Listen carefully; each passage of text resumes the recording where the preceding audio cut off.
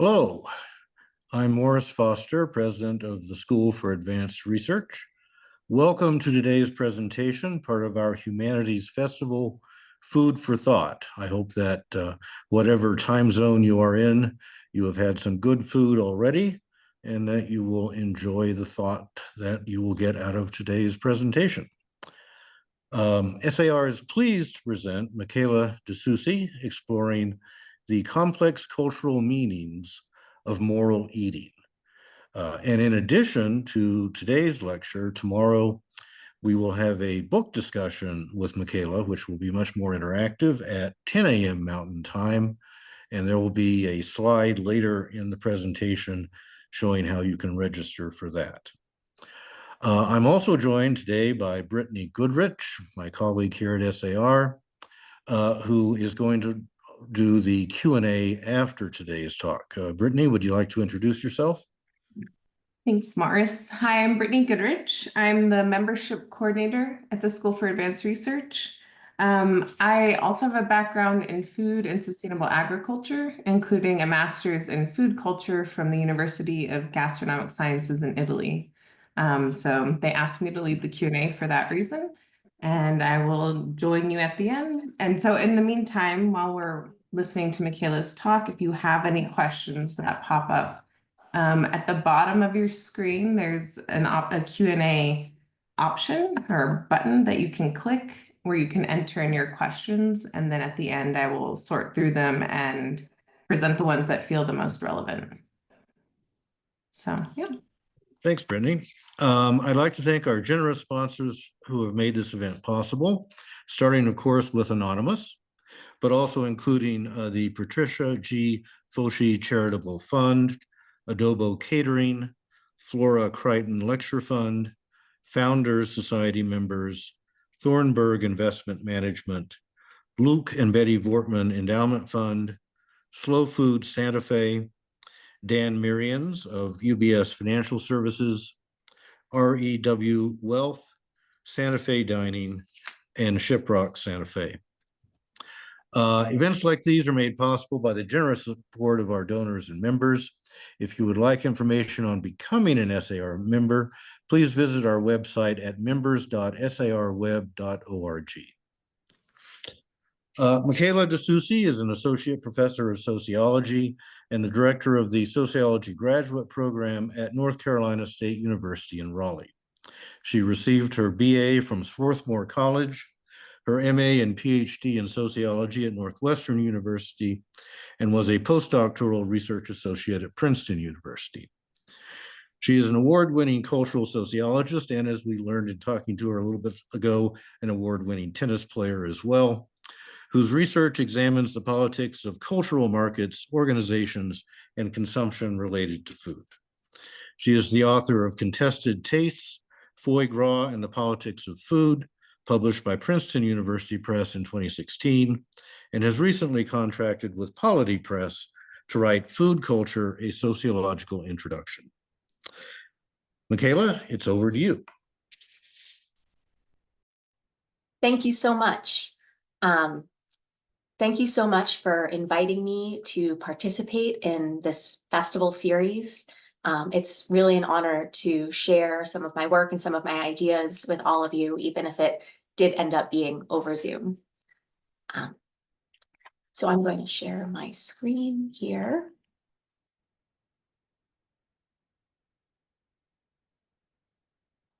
All right.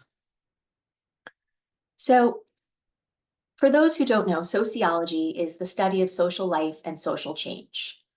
Its broad mission is to teach us about the nuances of human relationships, groups, and institutions, how they work and how they influence our lives in all possible ways, from micro to macro.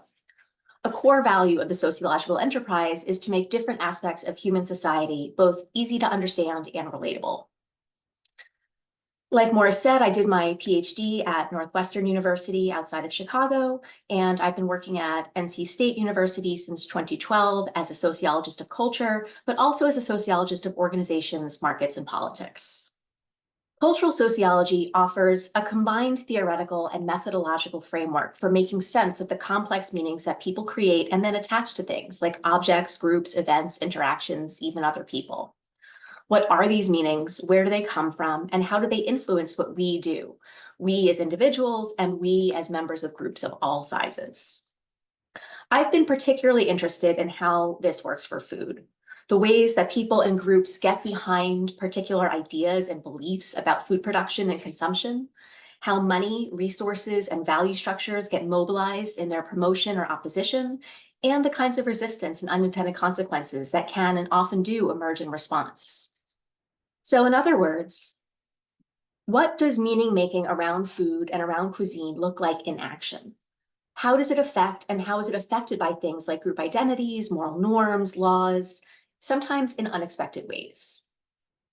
And when it comes to meaning making around the morality and the ethics of food, I want to know why. Why do we eat in certain ways? What do we actually eat? What do we reject eating? What do we know about it? And how are these meanings shaped by and within social contexts? Whose interests are served by particular food and culinary practices? And what is revealed about differing values? And oftentimes clashes about those values in these processes. It's kind of funny, when I started grad school just over 20 years ago, and probably I was deemed a bit strange to want to research food and culture as a sociologist. There simply weren't that many people doing it. But during and since that time, I think enough in the world around us has come to bear that that attitude has flipped. All of you listening right now are likely aware of growing social and cultural attention to food and cuisine across the US and elsewhere. We are truly in an era of culinary cosmopolitanism and culinary omnivores, where chefs and farmers become media celebrities, where there are stores in multiple cities selling nothing but cookbooks, where books called things like Real Food become bestsellers, where there are approximately 8,600 farmers markets around the country, and where huge amounts of money are spent at restaurants of all kinds. Amazon.com offers over 100 magazines devoted to food and dining alone. The Food Network has averaged primetime audiences of 750,000 viewers since it began 20 years ago. And social media sites from Facebook to TikTok are always full of new viral culinary trends.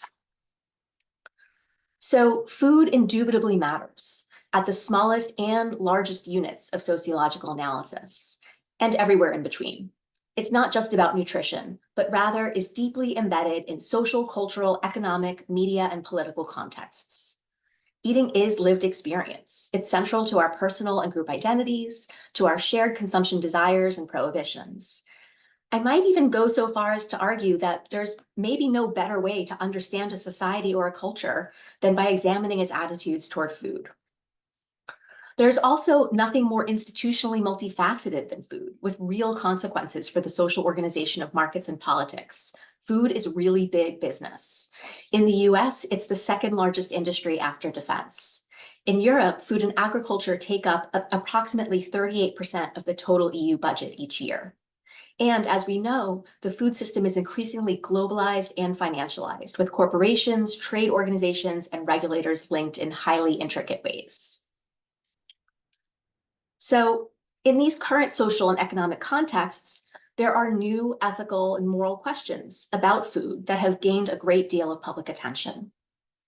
For many people, eating habits are driven in part by moral concerns. But of course, moral questions about what we eat or what people eat have long been part and parcel of people's lives throughout written history. Many of you, for example, might think in terms of religion. But now we see increased focus on health, environmental sustainability, animal welfare, and social justice.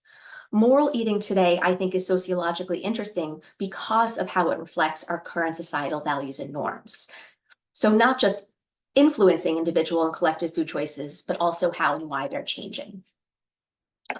For example, one of the things that I've studied in my own work is over the last couple of decades is how different combinations of consumers, producers, chefs, industry folks, and nonprofit organizations have driven forward the popularity of alternative food movements in the name of positive social change: organic, local, seasonal, grass-fed, fair trade, artisanal, craft, sustainable.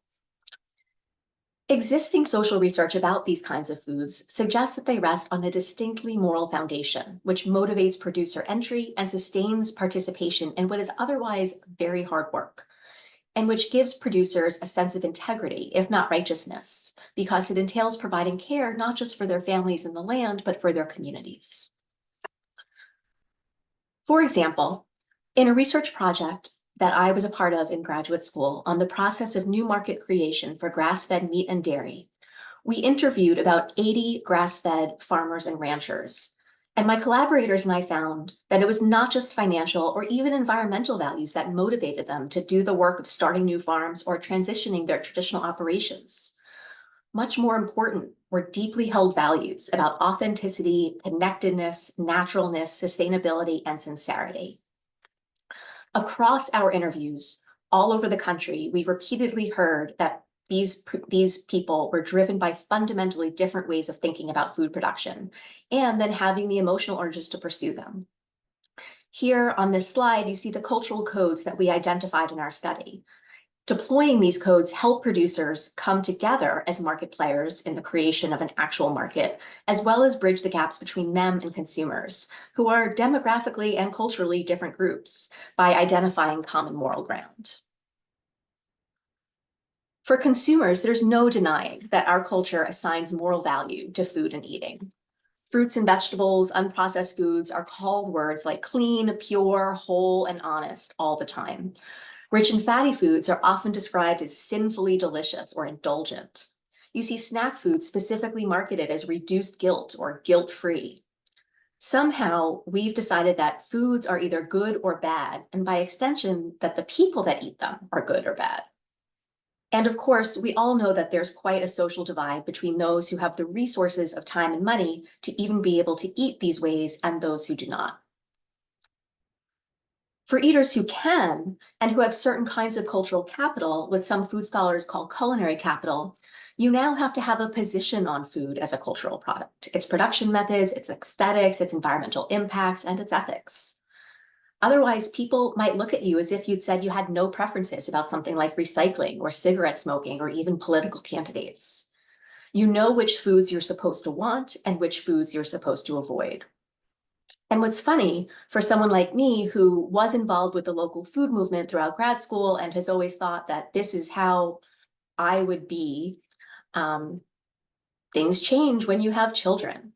I have 2 kids who are the pickiest eaters on the planet, one of whom who has sensory issues and absolutely loves Wendy's.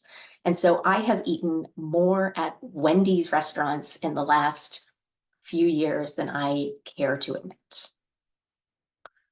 But generally, for people concerned with moral eating, we also see growing cultural attention to the importance of authenticity, especially around categories like farmers markets, ethnic restaurants, and the local food movement, and craft products like beer and chocolate.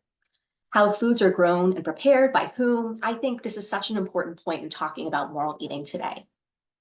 When I've interviewed high-profile chefs for different research projects, I also have learned a lot about the importance placed on authenticity in their culinary repertoires. For example, one New York chef I interviewed, who's now a Food Network star, told me, "I like serving local vegetables, produce grown by farmers who are covered with dirt and work 10 times harder than I do. That's my gig." And often, these same people who care so passionately about alternative food and authentic food are the same people fighting for food justice and against hunger and unequal access to food resources. I do, however, want to be careful here. Careful about not hewing to common binaries and tropes about our food culture being all or nothing, good versus bad.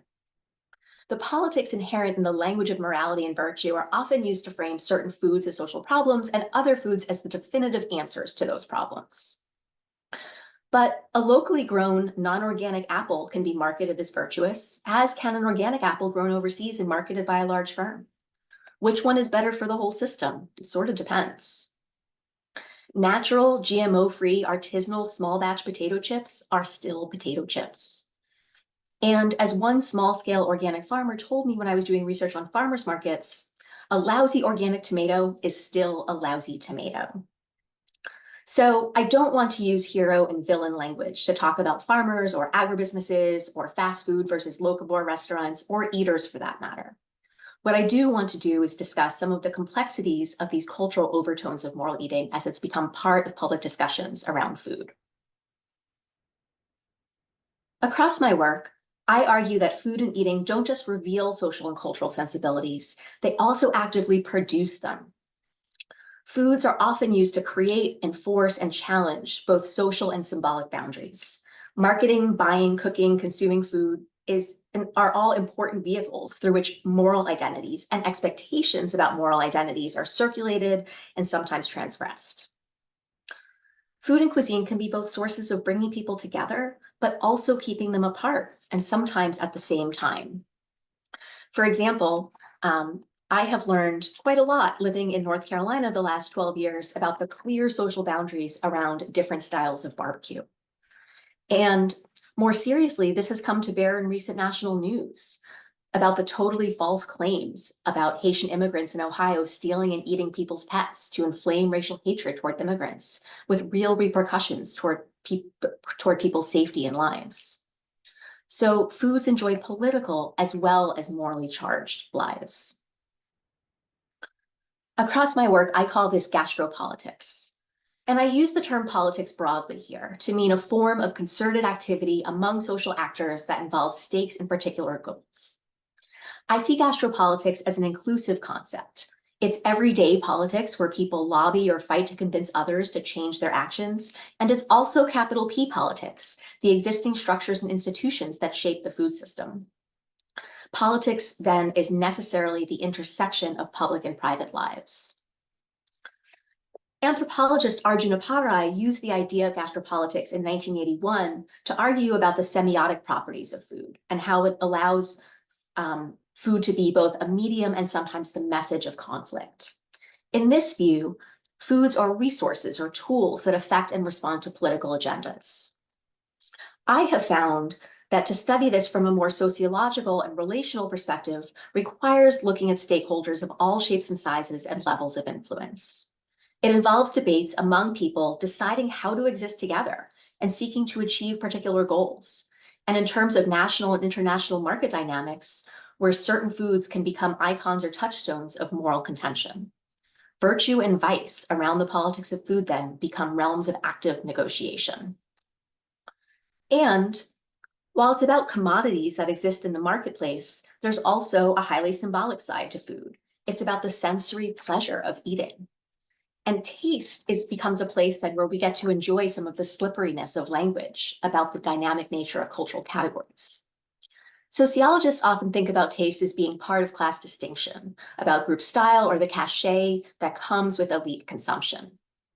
But food is different than music or art. When we talk about taste in food, we're talking about values and boundaries, but we're also talking about the act of putting something in your mouth or not. And if people don't know or like the mouth taste of something, they might not care as much about fighting for it. So gastropolitical battle lines in recent public discourses about moral eating have often been about tastes for particular kinds of food, grouping together broader themes like traceability, environmentalism, sustainability, and authenticity. And like I said before, moral eating is necessarily sociological because it reflects how societal values, norms, and social structures influence both individual and collective food choices. There are two connotations to the term moral here that I think bear on how people engage with gastropolitics. First, moral can denote considerations of right and wrong or ethics. It's often used as a synonym for regular talk about ethics, inspiring people to act in certain ways due to concerns about right and wrong, just and unjust, good and evil, what is ethically good to eat or to condemn. But second, moral can be taken to mean boundaries, signaling membership or identity and social connections. It can be about group inclusion and exclusion, and the acceptability or appropriateness of food-related actions that signal being a group member. And of course, ethics and boundaries are complementary. Both orient the ways that people use culture to make social connections and claim self-worth. For example, being vegan and rejecting the consumption of all animal products is both. Saying we eat pork, they don't, is a moral declaration about exclusion based on religious or ethnic difference that incorporates both to different degrees. Saying something like, I only feed my children organic food, is a declaration about the kind of person one wants to be in this way. So boundaries come more into play in terms of cultural groups and the political uses of foods as symbols of groups, while ethics comes more into play in terms of ideas about avoiding harm. And judgments, either actual or implied, about the right food choices do affect when, where, and for whom different lines around moral identities get drawn. Today, ethical eaters do things like shop at farmers markets and food co-ops, read Michael Pollan's books, and express great displeasure about Walmart being the largest seller of organic food, which it is. They take the time and energy to carefully read labels and learn firsthand how their food came to their plate, asking questions like, is it local? Is it organic? Is it sustainable? And for meat, is it humane? Was the animal happy?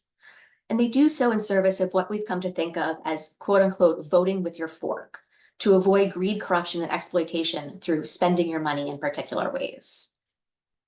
But we might also think of other examples of people who see their choices as moral and ethical. Hunters, homesteaders, raw milk enthusiasts, and people who disbelieve in regulation. Or people who focus their energies on activities like supplying food pantries or food banks as taking a moral stand as well. There are real reasons to enjoy such foods, of course, starting with their taste. And moreover, in a food world dominated by industrial production and agribusiness, seeking out heritage foods or authentic dishes can be an important way of preserving cultural diversity, reviving old or localized ingredients, or supporting small and local businesses. It can help people feel connected to their communities in ways that they might not have before. I think we'd all like to hope that good things go together, that foods that are good to eat in a sensory way would also be unproblematic in moral ways. But of course, this is not always the case. And so one of the analytic tools I've used in a lot of my work is that of paradox. I think this tool can be really helpful here for understanding some of the cultural nuances and complexities of moral eating. A paradox describes a situation where two or more contradictory ideas are simultaneously true. So more both and than either or. For example, for a lot of self-proclaimed foodies, people for whom food knowledge is extra important, I would argue that their willingness to both eat widely and discern which foods are the most worthwhile to seek out could even become a new and firm social boundary in its own right, separating themselves and their own food choices from the way everyone else eats. Here's an example of where I see some of these lines being drawn in not so easy ways. When I was doing interviews for my dissertation, I went to Manhattan to interview an activist associated with an animal rights organization called Farm Sanctuary. We met for lunch here at Candle Cafe, a mostly organic vegan restaurant in New York's Upper East Side. Candle Cafe's mission statement reads, by supporting organic farming and avoiding animal products, we acknowledge the interconnectedness of environmental, spiritual, and physical well-being. We are delighted to nourish your body with delicious meals served in a vibrant and friendly atmosphere. We invite you to enjoy the good foods that come fresh from the farm to your table. Candle Cafe, however, as you can see from my photo, is located directly next to and shares a wall with two other food purveyors. First, you see the classic New York bodega with the green awning, advertising their hot and cold salad bar. Not exactly the kind of salads that Candle Cafe patrons might desire, but salads are in the good category, right? And then, and I wish I'd gotten a better picture of it, you have the red awning. Right next door, a restaurant named Bistro Le Steak. Not to worry, Le Steak had a large sign in the window proclaiming their use of quote unquote ethically sourced antibiotic-free beef that had been quote unquote locally and naturally raised by small and caring farmers. So if anything, to me, the very spatial juxtaposition of these restaurants and the overlapping smells when you stand on the sidewalk demonstrate the myriad choices available to the person who claims to care about eating morally and sees personal food choices as political choices. There is simply no right answer. Another example that I sometimes ask my students to ponder when thinking about their food choices is, what is reasonable to know or assume when it comes to food knowledge? The average American supermarket has at least 50,000 products in it at any moment, not to mention what's available at restaurants, which are constantly introducing new dishes and new styles of cooking. It's just not reasonable to know everything about everything that's available. Most people cannot just go and look up the backstory of every ingredient and everything they eat. They have to trust. And most small businesses don't have the resources to map out bad actors in their supply chains either, to make sure, for example, that the fair trade vanilla and the grass-fed milk in their organic ice cream actually meets the exacting standards of the organization certifying them. They have to trust too. And with foods traveling around such long supply chains all around the globe, what is truly reasonable for any of us to know about each of these points, especially when there are active forces trying to keep some of that information hidden? And when large food companies, who local foodies might see as the enemy, do try to change their practices to be better, which does happen, who will believe them? Just before the pandemic, I was invited to visit Purdue chicken farms and factories in Eastern North Carolina. And Purdue promised to show me all of it, from eggs and hatching to raising to slaughter. It was, in fact, the one, I've been in many slaughterhouses, and it was the largest slaughterhouse I have ever been in.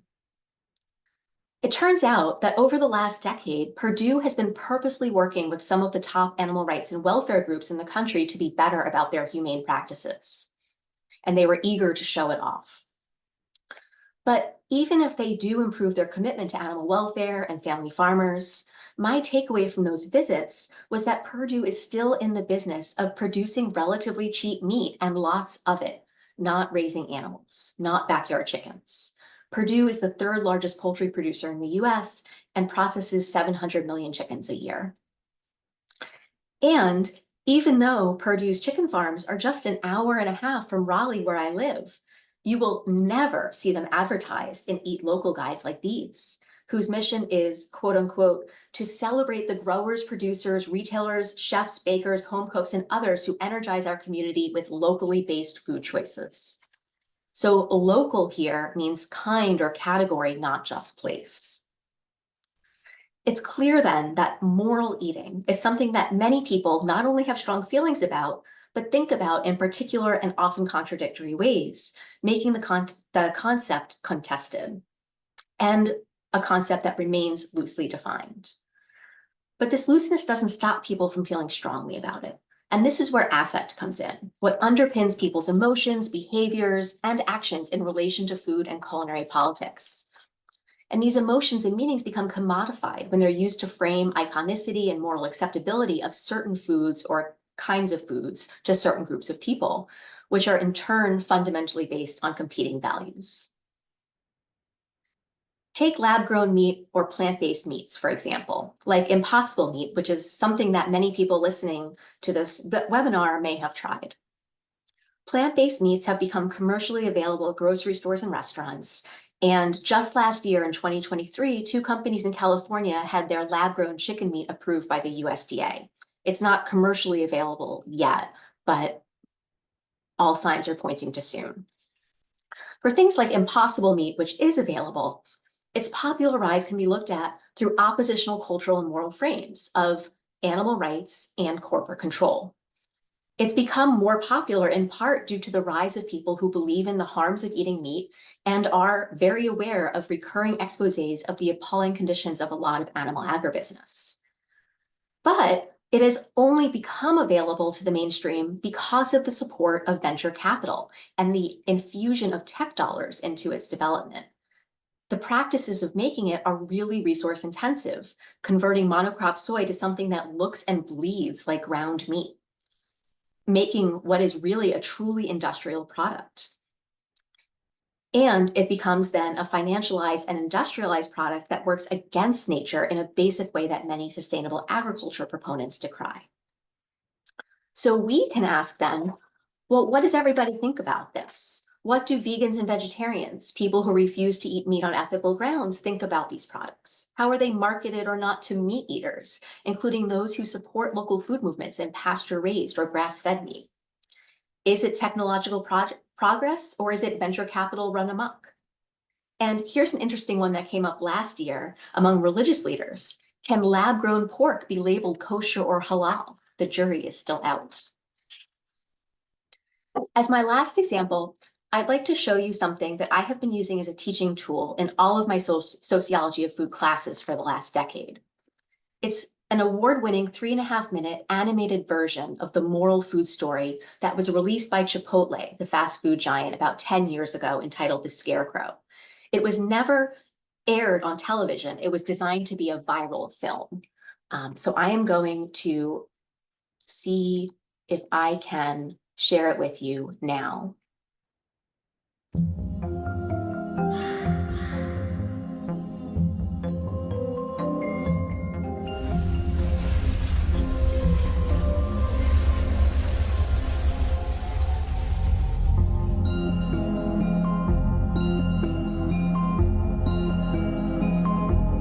Come with me and you'll be in a world of pure imagination. Take a look and you'll see into your imagination.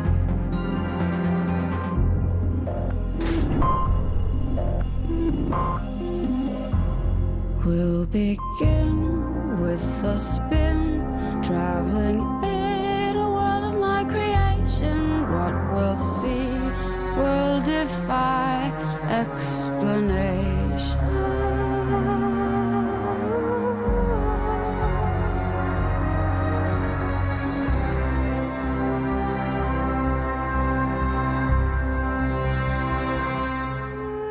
If you want to view paradise, simply look around and view it.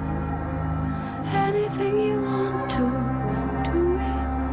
Want to change the world, there's nothing to it.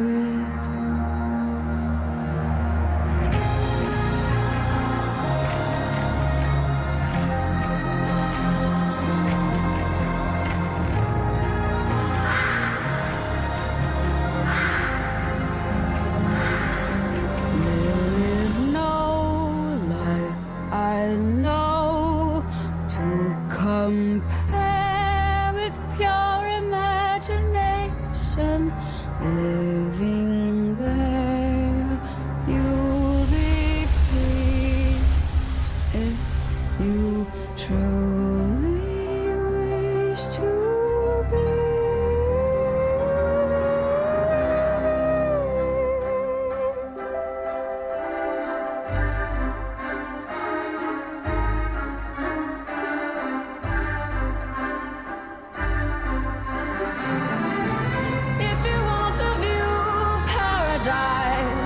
Simply look around and view it. Anything you want to, do it. Want to change the world, there's nothing to it.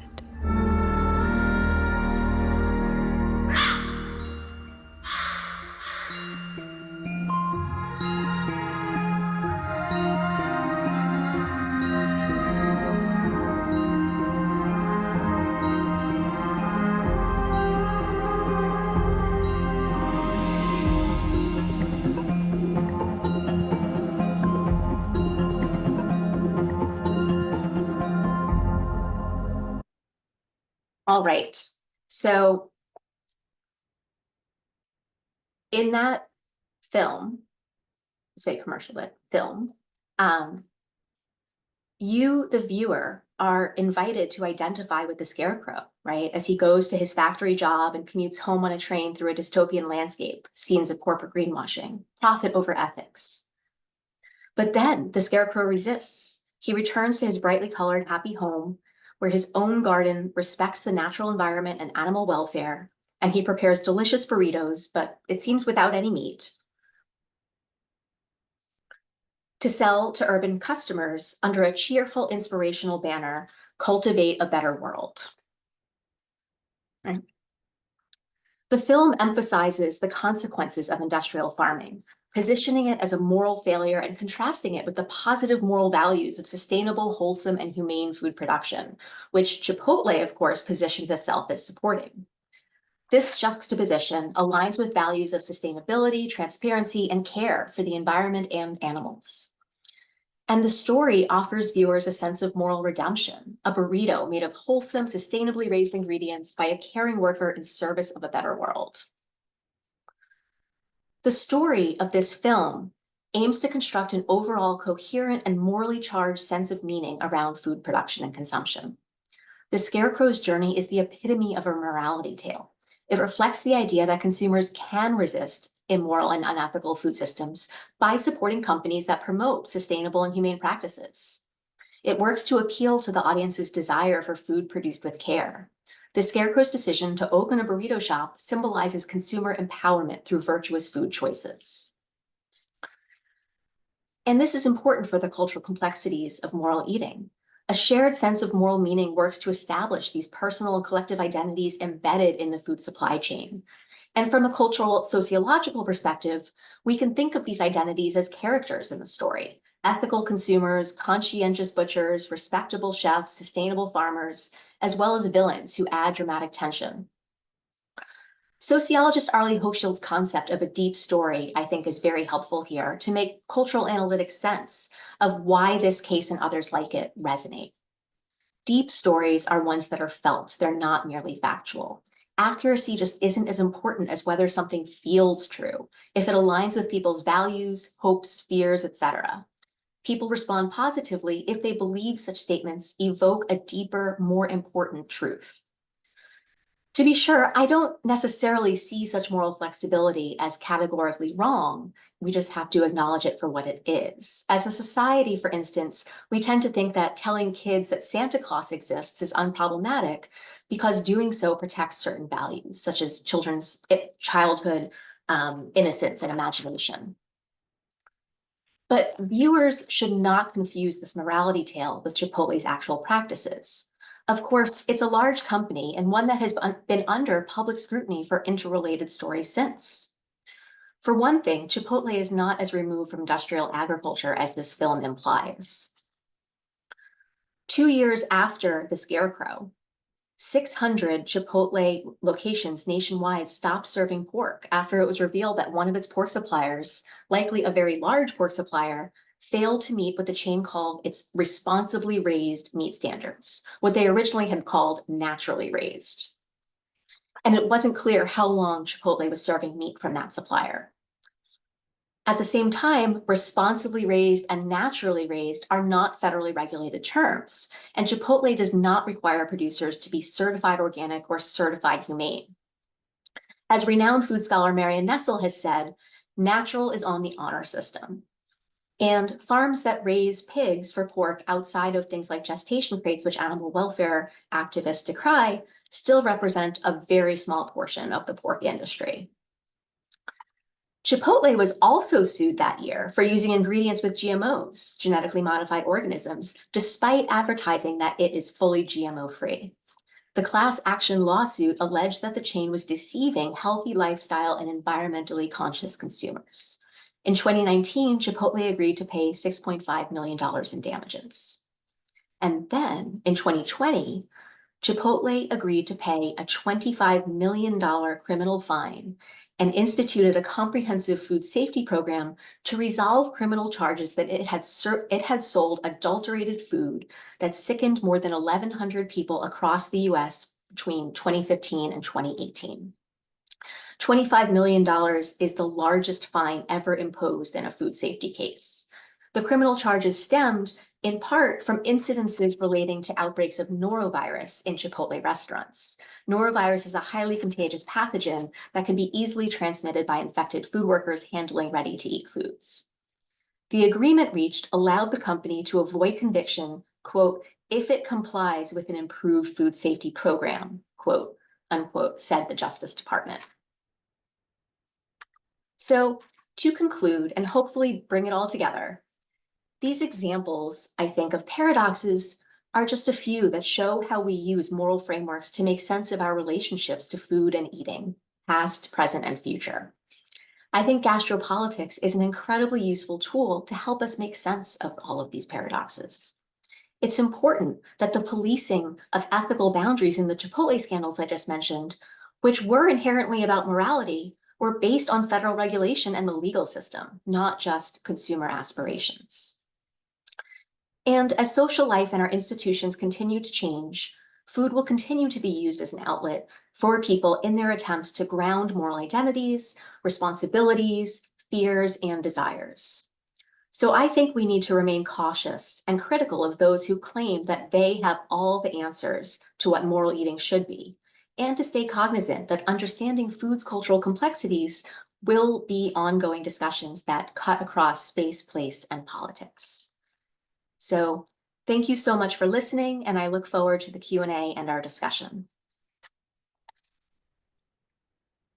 Thank you, Michaela. That was very thought-provoking. I feel like having studied some of the same topics and kind of worked in the food industry for a long time, food and health, it made me wonder, not wonder, but made me think that it's not really that simple is kind of, the point that you're making. And I think it's really important for all of us to keep that in mind, because there's so much messaging and conflict around food and food issues, and it depends on where you're coming from, both culturally as well as like your own personal values and what you've learned about and read about and so on. And I feel like I've gone through that.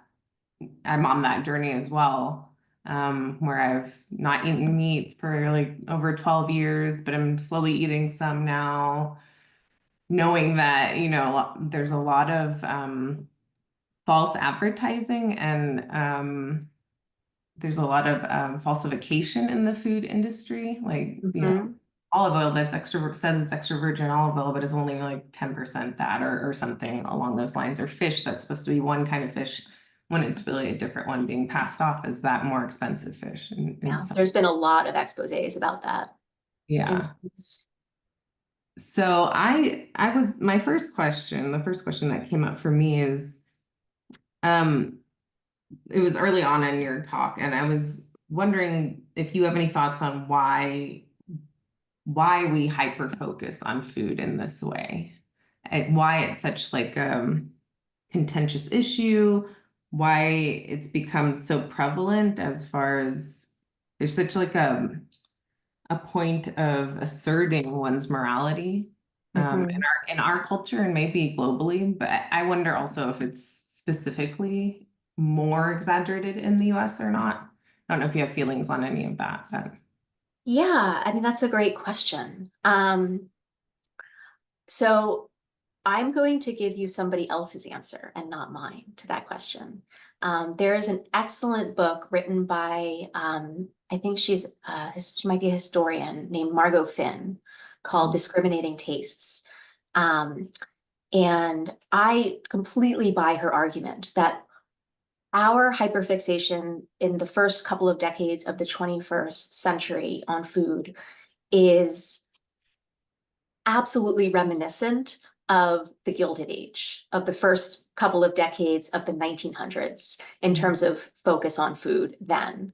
The beginnings of a national American diet, industrial food reformers trying to sort of make sense and wrangle large immigrant populations to be eating American food and to become Americans through the foodways. So it was the beginning of the home economics era, and the beginning of different cooking schools and promoting those types of foods. And there was a hyper focus then as well. And so Finn's argument, and I buy this, is it's about social class. It's about fears and distinctions between social classes, that there are always people who want to spread knowledge and want to spread the food, but that her argument is that it gets heightened in particular times when we see class anxiety, people worried about their class position, worried about their family's class position, and such stark inequality between the rich and the poor, as a part of in the historical moment. That's one argument about why, and I think it's a really good one. I love teaching that book for that reason. I also think this time is a little bit different, though, than 100 years ago, because we have so much more knowledge and science about what we have done to the land, what we have done to the crops, what we have done to food and food production by going so far down this very environmentally unsustainable path. And so pulling back, I mean, we see groups of people all over the country and all over the world, trying to figure out what's next, especially as, climate change is bearing down on us. What are people going to do? And what are not just people, but what are countries and organizations and businesses going to do to build resiliency? And I think that is quite different than it was 100 years ago. Yeah, I do think both of those things are very relevant. And I also wondered if it's because we have become so disconnected from the production of our own food. Mm-hmm.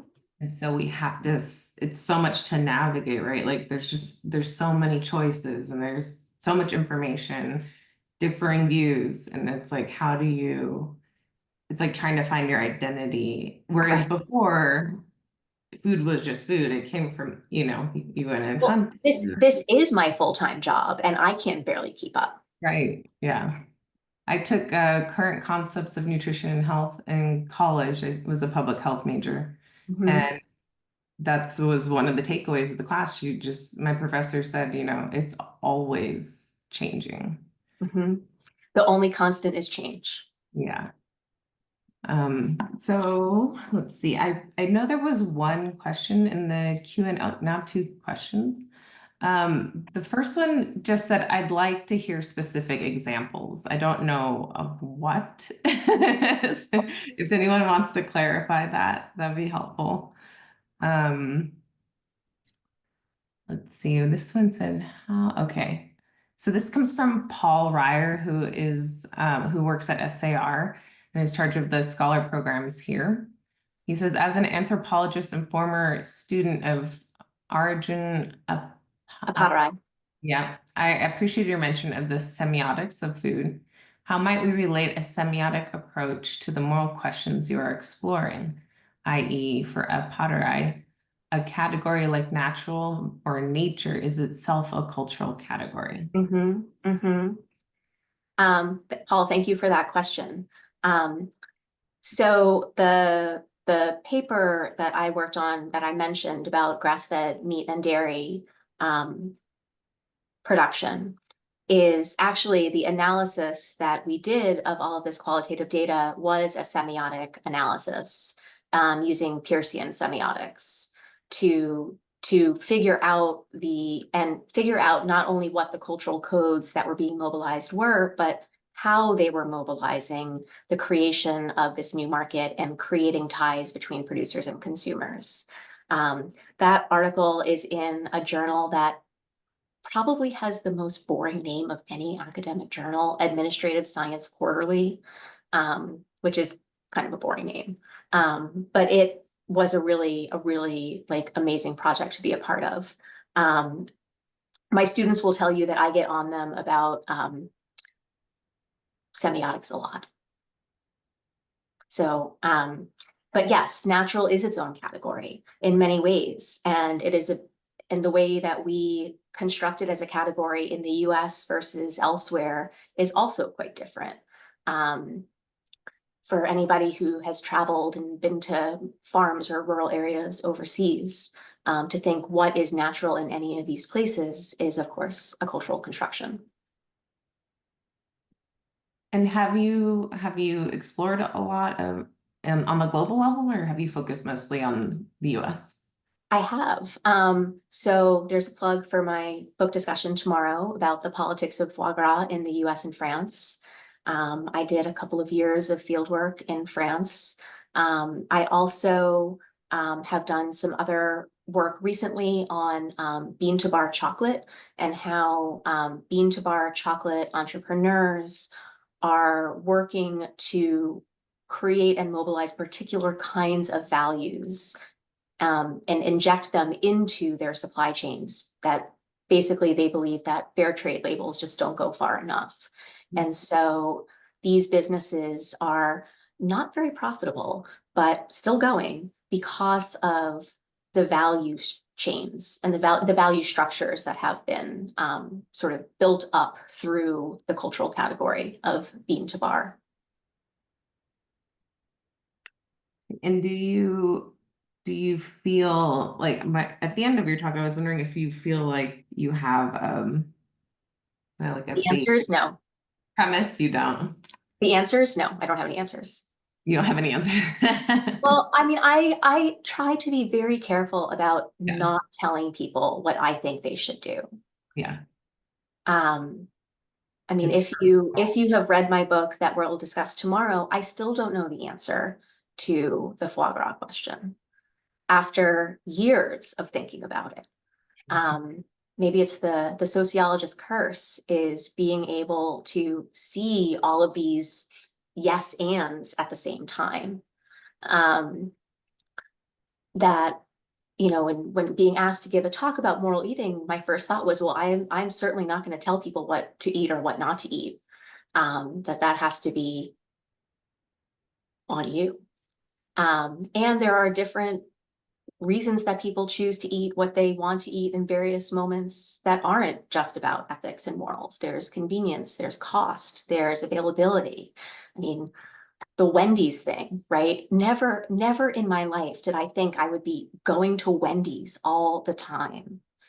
But I have a kid with sensory stuff who just loves their cheeseburgers. And so there we are, right? Because he needs calories. Yeah, there are a lot of different facets that go, or a lot of different factors that go into our decisions around food. Mm-hmm. And I also like that you brought up how food is, because during my master's program, there were 4 or 5 of us from. I'm so jealous of your master's program. Like, everybody I know who's ever done it has just raved about it. Yeah. It was Yeah. like a dream year experience. But the thing I noticed is like, wow, we bonded so deeply. And I wondered if it was because food was the focus, right? Like such a basic daily life thing that we all have a personal relationship to and a passion for. But also realizing how much gets expressed through food, like your relationship to food, a lot of like emotional, psychological, cultural things. But I like that you brought up that it could also be used as a source of division. And I thought that was interesting, and I always struggled with that because being, you know, a little bit divergent from conventional eating for a while, like not eating meat. I was never vegan or super extreme in my choices because I felt like it would create division and be in the way of connection, right? And, right. But I know plenty of people who are vegan who have a really hard time with their families. Yeah. Yeah. So, I mean, not just division politically in terms of religious groups or political groups, but also division in terms of personal relationships. Yeah, exactly. I feel like that's, what was I gonna ask you? So I guess a follow-up question to my first question was, my notes are very messy, so it's my time, like what did I write here? How do you see this, like where we are currently in our hyper focus on food and taking really strong positions around food in our culture? Like, how do you see that affecting the future food? Do you have any thoughts on that? We'll see. I mean, I'm fascinated by the lab-grown meat stuff. Like I get a lot of alerts and follow all the threads I can. I I think it is such a great example of these conflicting moral values, that it's, it's meat that's not animals, but at the same time, if the venture capital funding of it goes up, then it's not happening, right? It's not a ground up process the way that, sustainable ag has been in a lot of places. It's a very corporate, very industrial product. And so I think it's super interesting because of how it crosses some of those moral lines. Who knows? Who knows? What ingredient is going to be the new kale? I don't know. Maybe radicchio. Who knows? I like radicchio. In terms of tastes around food, one of the things that I've talked about with some of my graduate students, and they keep sending me stuff, which is interesting in how it blurs some of the cultural capital lines around what is elite food, is a lot of restaurants now. I mean, there has been the cultural omnivores sort of take on, elite restaurants serving macaroni and cheese and hamburgers, and that's been the case for about 15, 20 years now. But now, elite restaurants are bringing in industrial food products to their dishes. And so they're serving things with Cheetos on them, and potato chips and spam and, foods that we think of as very large food industry, crappy food products are being given a new life or given a new sheen as part of some of these, elite dishes where people will spend $80, $100 a person minimum. And I think that's fascinating how that's, again, playing with this idea of taste as whose taste and which taste can be explored in different ways. Yeah, I do think it was interesting, the talk on Wednesday with Chelsea Fisher. She kind of brought up a similar issue where a lot of unsustainable actions are being taken by sustainability organizations and nonprofits and high-end chefs who are, who are kind of saying that they're working towards sustainability, but in the end are actually kind of doing things that are counter the longer term sustainability of the local food systems. Well, and some of that is simply, I mean, based on people trying to make a living as well. Yeah. I spent most of my time in graduate school studying and volunteering at one of the local farmers markets. And the complaints about local farmers not doing enough for food justice always got to me, because I saw these people who were working 80, 100 hours a week just to be able to survive themselves, who cared about their communities greatly and would often do things like whatever was left over would drop it off at restaurants. There was a particular restaurant that served homeless people, and it was called it was called First Slice, that even everybody should get the first slice of the pie sometime. And even people who were doing what they could, doing what they could for their communities, were still at the end of the day, I mean, just trying to pay the bills. So working towards sustainability, I think, is a great goal. And you can't just expect the light switch to flip. Yeah. So it looks like there's a couple questions in the chat. Yes. The first one is, the answer that fixation on food relates to social class anxiety certainly fits an economics model. However, what about concerns about how food relates to health? What about concerns about how food relates to health? These can be tied to, but perhaps transcend identity dynamics. Humans must eat to survive and thrive. Could you speak to research about social perceptions connecting food choices to health values? Absolutely. That's such a great point. Okay, I'm just writing down a few words to, that is such a great point. Yes, absolutely. I mean, one of the sort of social class tinge concerns that we see over the last 20, 30 years is about health and bodies, and the size of bodies, and which bodies get to be healthy bodies or not healthy bodies. And I think social perceptions of food and health is, again, one of these interesting places, because we see, food-related diseases and conditions that have grown in number significantly. And at the same time, we see more and more attention to people trying to, or groups trying to rein that in. And it's tricky because you can't force people to do particular things in particular ways. And the best way to get someone to do something is to tell them that they can't do it, right? I mean, I have 2 kids, like that's how it works. But, and this is in Finn's book as well, about the social class dynamics as related to health and size, and the sort of even the rise of TV shows like The Biggest Loser, and focus on, talk shows and podcasts about not just losing weight, but becoming a healthy body in particular ways. And then you have, the health at every size movement, that has made a lot of strides in the last few years as well, saying it's not just about body size that's healthy or not, that there are many ways to be healthy that don't show up in your body, and many ways to be unhealthy that don't show up in your body size as well. And so health and bodies has to be part of these perceptions. I originally thought about talking about that a bit, but then was constrained for time. And so figured it might come up in the Q&A. All right.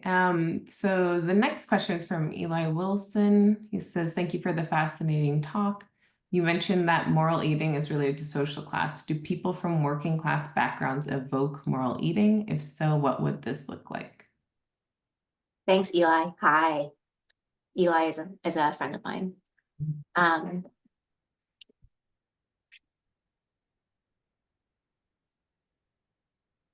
That's a great question. This is where, okay, get my thoughts together. I do think we see different types of morality showing up in these ways. So it isn't just about, who shops at farmers markets or eats at the fancy restaurant that, serves a couple of slices of figs on a little plate for $25. But that working class eating has its own sort of lines of moral eating, what is considered group membership as well as ethics.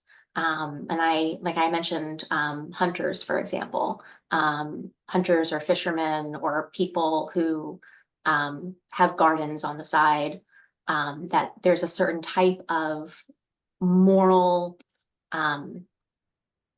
cognition that goes on to deciding that people want to do certain things in particular ways. I think that, can you just read the question again one more time, just so I answer it directly? The first part was, do people from working class backgrounds evoke moral eating? If so, what would this look like? I think that they still do, because people are still choosing what to eat, when to eat, how to eat.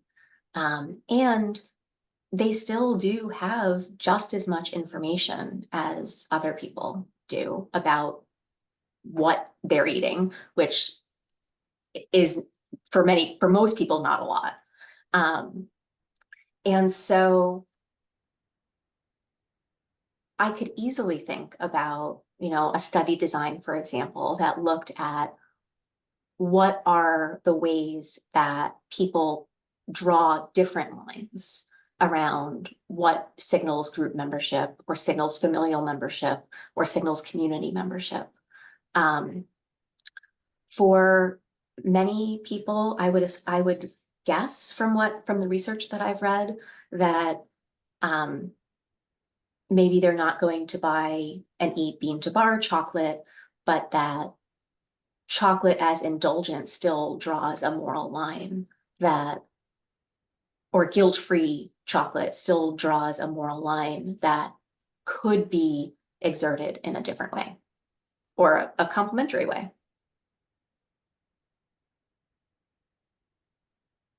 All right, and then we have two more questions.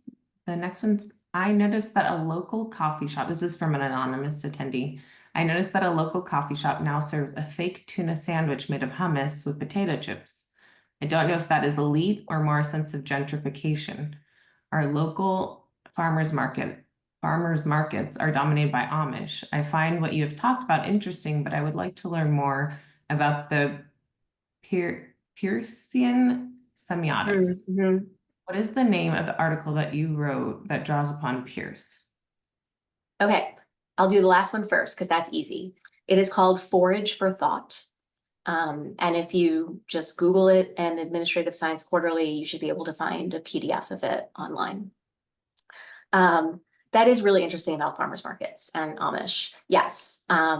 Who is selling and growing and selling at farmers markets in different places? Of course, it's going to be, connected to who is growing food there for sale. And so in some markets, when I lived in New Jersey for 2 years, there were quite a few Amish vendors. If you go to the Dane County Farmers Market in Madison, Wisconsin, a third of the vendors there are Hmong vendors because of the large Hmong population in Madison. What is super interesting about, I think, sort of who is being attracted to local food movements or seeing it as sort of a way to make money or a value-added thing, but that also replicates, or not replicates, but also fits with people's value profiles.